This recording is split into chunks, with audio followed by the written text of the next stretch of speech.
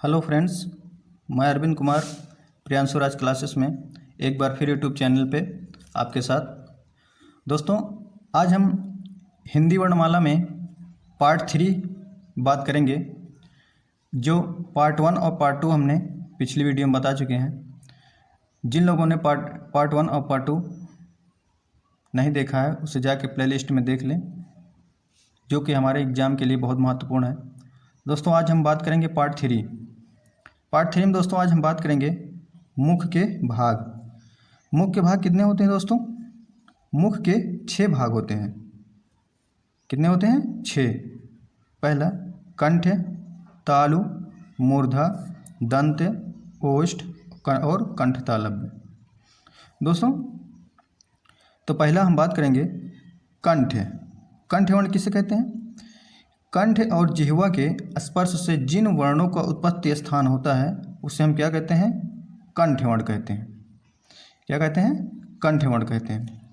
जैसे दोस्तों हमने लिखा अकुह विसर्जनीय नाम कंठा। ये दोस्तों फार्मूला है।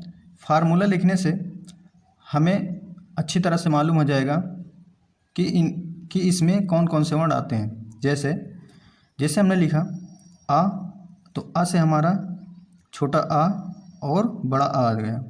अब कुह का से हमारा आ गया क वर्ग।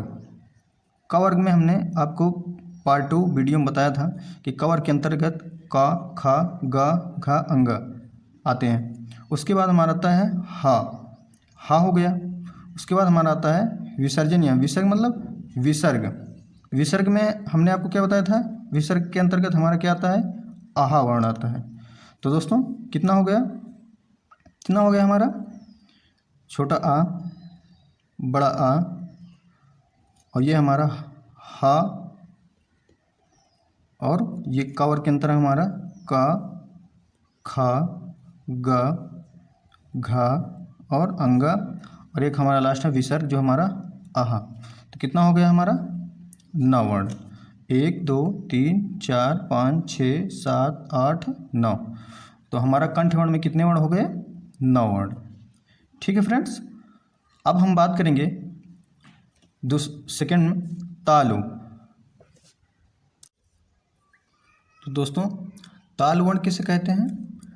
तालु और जिह्वा के स्पर्श से जिन वर्णों का उत्पत्ति स्थान होता है उसे हम क्या कहते हैं? तालु वर्ण कहते हैं। दोस्तों तालु वर्ण में भी एक फार्मूला है, इच्यु सानाम तालु। इच्यु सानाम तालु। जो ई से हमारा छोटी ई, बड़ी ई और चा से चा वर्ग, या और ये सा। तो कितने वर्ण हो गए दोस्तों? छोटी ई, बड़ी ई, चा वर्ग के अंतर्गत चा, छा, जा, झा, इया और या और सा। कितना हो गया? 9। 1 2 3 4 5 6 7 8 9। कितना हो गया दोस्तों? 9 वर्ण। ठीक है दोस्तों, अब तीसरा है हमारा मूर्धा। अब बात करेंगे हम मूर्धा। हाँ तो फ्रेंड्स, मूर्धा किसे कहते हैं? मूर्धा और जिह्वा के स्पर्श से जिन वर्णों का उत्पत्ति स्थान होता है उसे हम मूर्धा वर्ण कहते हैं। क्या कहते हैं दोस्तों? मूर्धा वर्ण। मूर्धा वर्ण का फार्मूला है ऋटुर वर्षाणाम मूर्धा। क्या है दोस्तों? ऋटुर वर्षाणाम मूर्धा। दोस्तों री से हमारा री, टा से हमारा टा वर्ग हुआ, टा वर्ग, और रा से हमारा रा, और पेट चिरवा खा से हमारा सा। अब दोस्तों कितना हुआ? अब कितने वर्ण हुए इसके? री, टा से टा वर्ग में हमारा टा, ठ, ड, ढ, अण और रा और पेटचिरवा ख। कितने हो गए हमारे? 8 वर्ण। तो मूर्धा में हमारे कितने वर्ण हो गए? 8 वर्ण। अब मूर्धा के बाद हम बात करेंगे दोस्तों, चौथा हमारा है दंत। दोस्तों दंत वर्ण किसे कहते हैं? दांत और जिह्वा के स्पर्श से जिन वर्णों का उच्चारण स्थान होता है तो उसे हम क्या कहते हैं? दंत वर्ण कहते हैं। क्या कहते हैं दोस्तों? दंत वर्ण। दंत वर्ण का फार्मूला है हमारा दोस्तों, लितुल सानाम दंता, लितुल सानाम दंता। इसके अंतर्गत हमारे दोस्तों कौन कौन से वर्ण आते हैं? ता से हमारा ता वर्ग, ला से हमारा ला और सा से हमारा सा। तो दोस्तों ता वर्ग के अंतर्गत हमारा कौन कौन से वर्ण आते हैं? ता, था, द, धा और ना, और हमारा ला और सा। तो कितना हो गया दोस्तों हमारा? 7 वर्ण। ठीक है दोस्तों। ता, था, दा, धा, ना, ला और सा। तो कितना हुआ दोस्तों हमारा? 7 वर्ण। अब इसके बाद दोस्तों हमारा आता है पांचवा ओष्ठ। अब ओष्ठ किसे कहते हैं? होंठ और होंठ के मिलन से जिन वर्णों का उत्पत्ति स्थान होता है तो उसे हम क्या कहते हैं?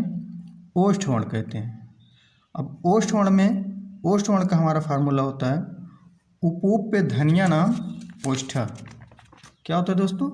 उपूप्य ध्वनिया नाम ओष्ठा। अब इसके अंतर्गत हमारे कौन कौन से वर्ण आते हैं?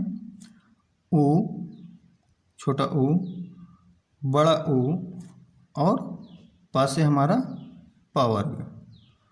तो क्या हो गया दोस्तों हमारा? छोटा उ, बड़ा उ और पा वर्ग।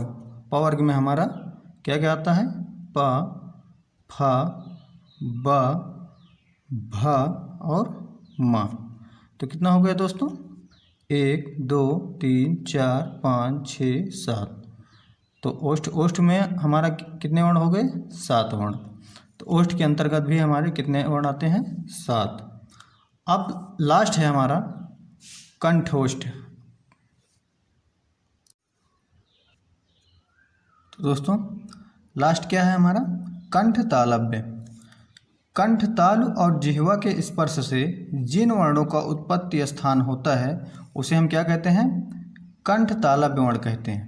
क्या कहते हैं दोस्तों? कंठ तालव्य वर्ण। दोस्तों कंठ तालव्य वर्ण में केवल 2 वर्ण आते हैं, ए और ऐ, जो कंठ, तालु और जिह्वा से निकलते हैं। इसके बाद 2 भाग और हैं जो हमारे मुख से निकलते हैं। पहला है कंठोष्ठ।